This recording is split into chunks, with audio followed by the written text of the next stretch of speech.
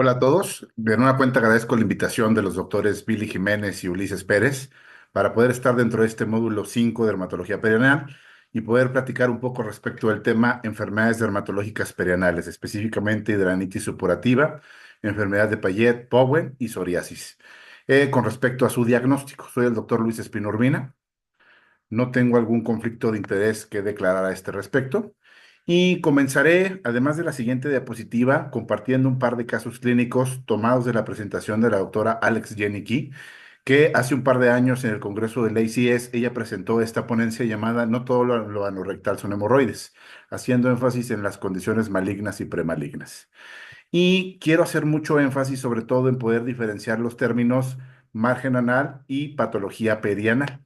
Si nosotros revisamos un paciente en posición de Sims o de cúbito lateral izquierdo, todas aquellas lesiones que podemos ver sin la necesidad de separar los glúteos, los pliegues glúteos, y que se encuentren a más allá de 5 centímetros del margen anal, muy probablemente correspondan a patología de la piel normal, que podría encontrarse en cualquier otra región del cuerpo.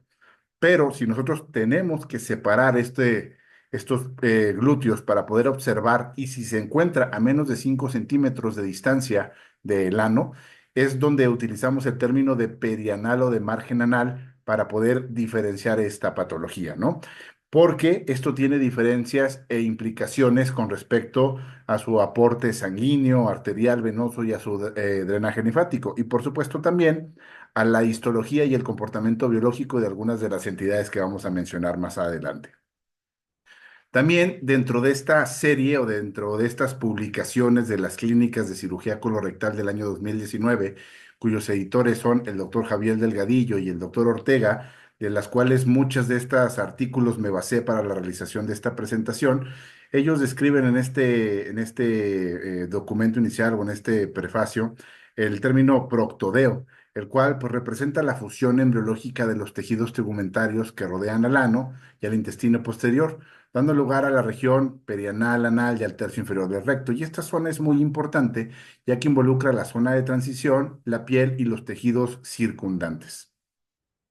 En primera instancia platicaremos algo de la hidradenitis supurativa. Esta también se conoce como acné inverso o enfermedad de Bernoulli. Es una enfermedad inflamatoria crónica y recurrente de las glándulas apocrinas, es decir, es una enfermedad que consiste en la oclusión del folículo piloso. Tiene una relación mujer-hombre de 3 a 1 y puede afectar distintas zonas, como es la región genital, perianal, perineal, el cuero cabelludo, el tronco, la región retroauricular, inguinal, axilar, inframamaria, las nalgas y la cara interna de los muslos.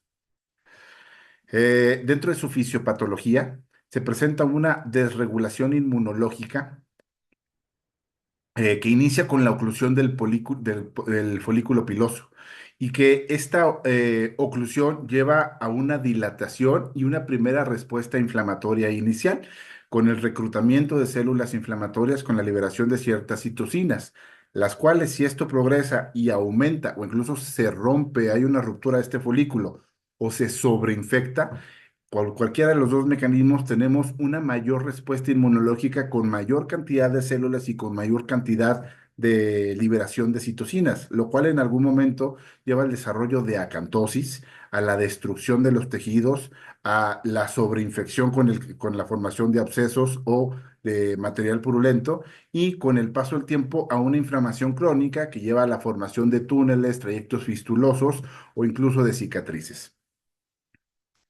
Esta es la histología típica de la hidradenitis supurativa, en la cual ustedes pueden observar cómo el folículo piloso está afectado. Se puede formar, de hecho, un quiste, puede presentarse la ruptura de este folículo, la hiperplasia epidérmica similar a la afectación en la psoriasis y seguida, o si se presentan las condiciones, el desarrollo de una infección secundaria con la formación de abscesos. Y en fases posteriores, los ya mencionados trayectos sinusales y las cicatrices. La edad de inicio suele ser de la pubertad a los 40 años. Es más frecuente la afección de ciertas razas como la afroamericana. La prevalencia, si bien es muy variable de 0.05 a 6 por 100.000 habitantes año, ustedes pueden observar que con el paso del tiempo es una enfermedad más frecuentemente observada. La incidencia reportada en las últimas publicaciones es de 11.4 nuevos casos por 100.000 pacientes o habitantes por año. Y como ya mencionamos, la prevalencia va de 0.7 al 1.2. La herencia puede ser autosómica dominante, incluso hay algunos casos asociados a mutaciones en el brazo corto del cromosoma 1, que además de la adrenalitis supurativa se presentan con acné severo y con perifoliculitis capitis. El tabaquismo es un factor de riesgo importante con un riesgo de 4,26. 90% de los pacientes son fumadores activos o tienen el antecedente de haberlo sido, y es una enfermedad más severa en los pacientes que tienen el hábito tabáquico actualmente. También el sobrepeso y la obesidad tiene un factor de riesgo de 3,45, está presente del 50 al 80% de los casos y también es más severa en las pacientes obesos. Y algunos fármacos también están asociados, como lo pueden ser las progestinas androgénicas, el litio o incluso algunos anti-TNF. También ustedes pueden observar cómo 30-40% de los pacientes reportan una historia familiar. Asimismo, las zonas de estrés mecánico, como pueden ser donde va la ropa interior, los pantalones, las pretinas, los cinturones, o las zonas intertriginosas, o en un paciente obeso pueden ser los muslos, no solamente por este efecto mecánico, sino también por el volumen, por el roce mecánico, por el sobrecrecimiento bacteriano, por la humedad y porque el paciente obeso está constantemente en un estado de inflamación elevada, pues estos pacientes son más susceptibles de desarrollar un cuadro de hidradenitis supurativa. También está descrita la tétrada de la oclusión capilar, que consiste en el acné conglobata, la enfermedad pilonidal que conocemos más como cirujanos generales y colorectales, y la celulitis secante del cuero cabelludo, junto con la adrenitis supurativa. Y repito, pues esta tétrada tiene como común denominador la oclusión de los folículos. El 26% de los pacientes se ha reportado que tienen acné severo, 30% historia de enfermedad pilonidal, espondiloartropatías y síndrome de Down, y también algunas otras asociaciones descritas, por ejemplo, el cáncer hepatocelular, quizá por una mayor incidencia de enfermedad de depósito graso en el hígado, después cirrosis y posteriormente el desarrollo de adenocarcinoma o hepatocarcinoma, y cánceres en cavidad oral, quizá por el tabaquismo o algún otro factor de riesgo. Lo que sí hay bastante literatura en donde reporta que la obesidad y la hidradenitis supurativa se asocia a diabetes, resistencia a la insulina, dislipidemia, hiperglucemia, hipertensión arterial e incluso desenlaces cardiovasculares importantes como un infarto agudo del miocardio o accidentes cerebrovasculares. También hay una asociación importante con respecto a enfermedad inflamatoria intestinal. Por ejemplo, enfermedad de Crohn del 17 al 38% de los pacientes también van a desarrollar o presentan en algún momento hidradenitis supurativa. Y el riesgo de los pacientes con enfermedad de Crohn es del 2,2 y de colitis ulcerativa es de 1,51. Frecuentemente o más frecuentemente en pacientes jóvenes que también son fumadores y que tienen alguna otra comorbilidad metabólica. Incluso están descritos algunos genes que se comparten entre ambas entidades. Y además de las otras comorbilidades que ya hemos descrito, por supuesto que estos pacientes tienen una afectación importante dentro de su salud mental, con una afectación o con un grado de ansiedad y de depresión muy frecuente en estos pacientes. También algunas otras características o trastornos genéticos descritos es el síndrome de Papage, asociado a ciertas mutaciones que se caracteriza por artritis piógena, pioderma gangrenoso, acné e hidradenitis supurativa, o el síndrome de Page, que se caracteriza solamente por el pioderma, el acné y la hidradenitis. En esta diapositiva ustedes pueden observar los sitios de mayor afección de la enfermedad y varía un poquito en cuanto al género. Para los hombres es más frecuente la predilección en la ingle, en las axilas, perineal y perianal, y para las mujeres en las ingles, en las axilas, en la parte superior de los muslos, en el surco intramamario, las nalgas y los pliegues cutáneos, haciendo también hincapié que los sitios como cinturones, pretinas, pliegues abdominales, tirantes o bandas del sujetador son localizaciones habituales. El diagnóstico de la hidradenitis supurativa se realiza a partir de la historia clínica del paciente y del reconocimiento de las manifestaciones clínicas características, las cuales son tres: las lesiones típicas, las localizaciones típicas ya mencionadas, y que esta es una enfermedad recurrente, que tiene recaídas y que es crónica. Sin embargo, el retraso en el diagnóstico es muy variable, puede ser de 2,5 hasta 11 años, y en esta publicación 64% tuvieron más de 5 consultas previas al diagnóstico. La media en el retraso para el diagnóstico fue de 10,2 años, a pesar de síntomas como dolor en el 91%, el cual fue moderado a severo en el 61% de los casos, drenaje o secreción en el 72%, olor en el 54%, e incluso síntomas sistémicos como fatiga en el 61%. Entonces, son pacientes que los ven distintas especialidades, el médico familiar, el médico internista, el ginecólogo, los médicos del departamento de urgencias, y no se piensa en el diagnóstico y no se establece el diagnóstico, y por lo tanto estos pacientes no solamente van teniendo episodios más recurrentes, sino más severos y mayor afección en su vida. ¿Cuáles son las lesiones características? Los nódulos inflamatorios. Pueden observar ustedes algunas diapositivas o algunas fotos para demostrarlo, los cuales, por supuesto, se pueden sobreinfectar y abscedar, lo cual no es frecuente, pero puede acontecer. Con el paso del tiempo y con la cronicidad de la enfermedad se desarrollan estos trayectos fistulosos o estos túneles cutáneos o el desarrollo de neoformaciones piodérmicas, como lo pueden ser también en esta otra fotografía. El desarrollo de comedones y la cicatrización, que incluso con el paso del tiempo puede condicionar la obstrucción linfática y complicaciones como edema. Existen muchas clasificaciones para poder graduar o estadificar la enfermedad en su severidad, de las más sencillas y de las más utilizadas, porque el resto suelen ser más complejas para la práctica diaria, está la de Hurley. Ustedes pueden observar como un Hurley 1 es una enfermedad localizada, en donde hay una afectación única, por decirlo de alguna manera. Un Hurley 3 es una afectación difusa, en donde existen diferentes tractos o abscesos interconectados entre sí, y el Hurley 2 es una clasificación intermedia. Tenemos un ejemplo de un Hurley 1, un ejemplo de un Hurley 2 y un ejemplo de un Hurley 3. También algunas otras imágenes es esta para un Hurley 1 o para unos síntomas leves, para unos síntomas moderados o un Hurley 2 y para unos síntomas severos o un Hurley 3. Afortunadamente, el 68% de los pacientes se presentan en estadio 1 y también, afortunadamente, menos del 4%, máximo el 4% está descrito, se presentan en un estadio 3. Pero cuando los pacientes llegan en esta evolución, sobre todo cuando el diagnóstico se retrasó, pues la afectación y los síntomas que tiene el paciente son muy importantes.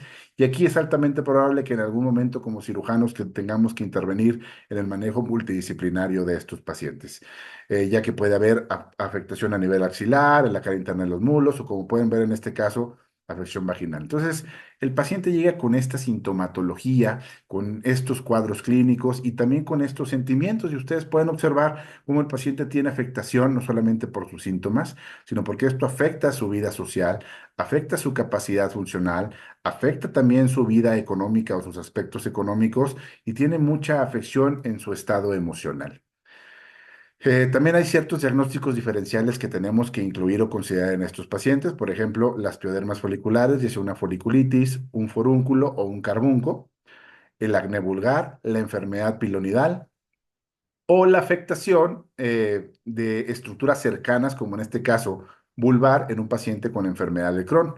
Quizá no tan visto en esta parte del mundo la donovanosis o el granuloma inguinal, como una infección de transmisión sexual, y algunas otras afectaciones, la actinomicosis, la fístula anal, la enfermedad por arañazo de gato, perdón, la celulitis, el quiste epidermoide o sebáceo inflamado, abscesos isquiorrectales o anales, nocardiosis, sífilis, tuberculosis y tularemia. También esta enfermedad es importante diagnosticarla porque con el paso del tiempo podemos tener complicaciones, desarrollo de estenosis, de fístulas, de contracturas, obstrucción linfática que puede llevar al linfedema de extremidades superiores e inferiores o incluso genital, malestar, depresión y suicidio, efectos a largo plazo como anemia o el desarrollo de amiloidosis, complicaciones infecciosas como artritis o incluso con el paso del tiempo el desarrollo o la malignización similar a la fisiopatología de una úlcera o de una quemadura de Marjorie. Ustedes pueden observar en estas dos publicaciones este caso de una enfermedad de hidradenitis supurativa que con el paso del tiempo se convirtió en un carcinoma epidermoide, siendo más frecuentes en hombres con afectación perianal, evolución muy variable, pero habitualmente con muchos años de evolución, y también estos pacientes suelen tener coexistencia de infección con el virus del papiloma humano. Los invito a poder revisar esta página que es de la Fundación de la Hidradenitis Supurativa de Estados Unidos, que tiene mucha información, no solamente el diagnóstico, sino el tratamiento de importancia. Y en este caso, rápidamente haremos este ejemplo de este caso clínico para ser más demostrativo con respecto o a la relación de el diagnóstico de un caso clínico. Entonces, ustedes pueden, en esta página pueden ver este caso clínico. Tina es una mujer de 22 años que tiene una historia de nódulos en la zona axilar y en la cara interna de los glúteos que ellos llaman nódulos de rasurado. y que se le han realizado una serie de laboratorios y de exploraciones porque no se ha podido establecer el diagnóstico de esta patología. Entonces, tiene estos cuadros recurrentes durante los últimos 4 años. Ha ido 2 veces al servicio de urgencias, donde se han encontrado incluso abscesos, se han drenado, se le ha dado tratamiento y ha tenido estas recurrencias. También pueden observar cómo en el examen físico, pues ella es una mujer con sobrepeso, tiene un índice de masa corporal, con obesidad, un índice de masa corporal de 32, se encuentra en este momento con 37 grados centígrados y tiene estas lesiones localizadas en la axila, que se describen como rojas, dolorosas, acompañadas de ciertos nódulos enrojecidos y también de cicatrices.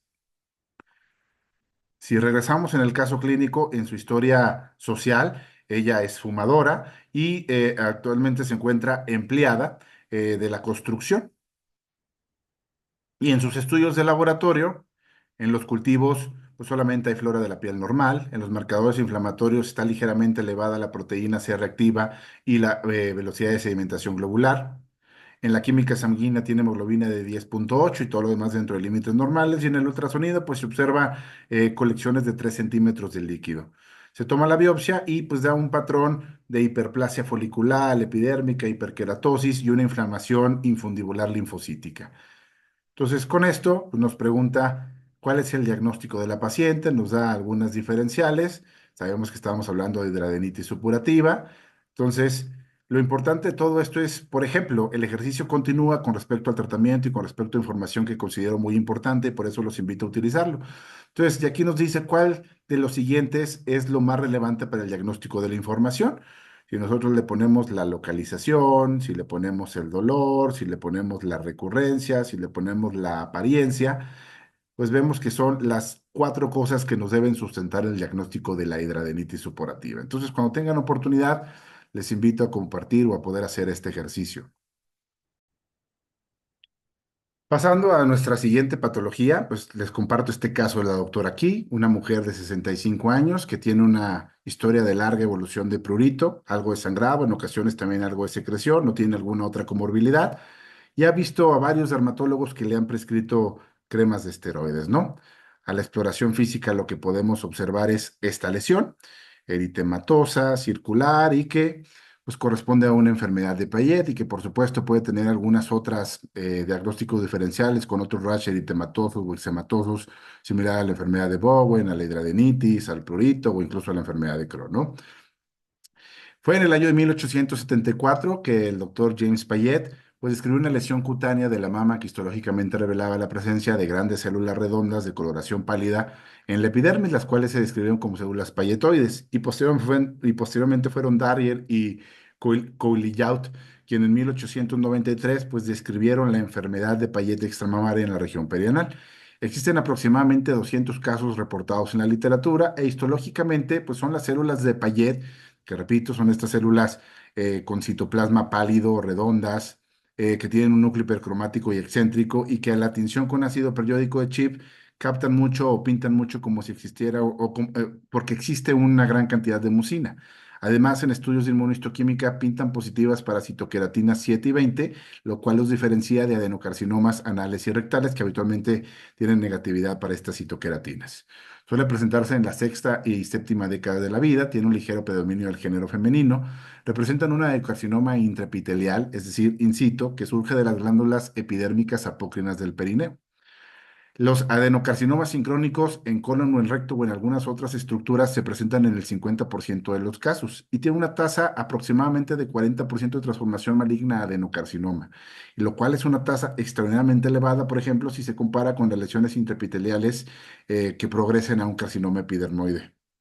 Se debe realizar un examen perineal, anorrectal y vulvar exhaustivo, que incluya anoscopía y una revisión ginecológica, porque es frecuente que se encuentren otras estructuras uroginecológicas afectadas. Por ejemplo, en las mujeres hay una afectación vulvar. En las mujeres que tienen afectación vulvar, el 30% tiene un riesgo de albergar una neoplasia maligna en el recto, la vejiga, la uretra, el cuello uterino, los ovarios o la mama. Por lo tanto, algunas recomendaciones en el abordaje diagnóstico de estas pacientes: realizar mastografía, ultrasonido pélvico, tomografía incluso, citología cervical y algunos autores incluso recomiendan la citología uretral. Se deben tomar biopsias de las áreas afectadas tipo mapeo y por supuesto está indicada la realización de una colonoscopia completa. Otro ejemplo de la publicación de las clínicas de cirugía colorectal de una enfermedad de Payet, en la cual es importante mencionar el protocolo que se utiliza de la Cleveland Clinic o descrito por la Cleveland Clinic para el tamizaje de estas lesiones y para el mapeo de estas lesiones, que consiste en realizar 4 biopsias a nivel de la línea dentada, del margen anal y de la piel perianal. Algunas publicaciones al respecto. Esta es la experiencia de la Cleveland Clinic, tanto de Estados Unidos como de Abu Dhabi, en un rango de tiempo del 83 al 2013. 25 pacientes, 10 de ellos mujeres, una edad media de 67 años, 4 pacientes con un cáncer ciclónico, 2 anales y 2 rectales, 5 cánceres en el seguimiento de 60 meses, 3 adenocarcinomas, uno de canal anal, uno vulvar y un epidermoide perianal. Esta es la experiencia del Memorial Sloan de 1950 a 2000, 27 pacientes, 15 de ellos mujeres, con una edad media de 67 años, un componente invasor al momento del diagnóstico de 44% y una supervivencia a 5 años libre de enfermedad, perdón, global y libre de enfermedad de 59 y 64% y a 10 años de 33 y de 39%. Y esta es la experiencia, la más reciente publicada de la Clínica Mayo, 30 pacientes con un número igual de entre hombres y mujeres, del 91 al 2021, la edad promedio 71 años, el tamaño medio de la lesión 3.7 centímetros, adenocarcinomas al momento del diagnóstico 40% y la carcinogénesis ulterior en el 27% en un lapso de 9 años, con una media de supervivencia de 16 años. Pasamos al caso clínico siguiente o a la patología siguiente, un hombre de 24 años que él acude porque tiene síntomas de hemorroides, pero al interrogatorio la molestia es irritación, ardor y prurito anal y tiene aproximadamente 2 años con esta sintomatología intermitente. Además, él tiene el antecedente de tener actividad sexual anal pasiva o receptora. Y esta es la lesión que se encuentra en esta ocasión, la cual corresponde a una enfermedad de Bowen, la cual la mayoría de los síntomas son leves, suele presentarse esta sensación de ardor o de prurito.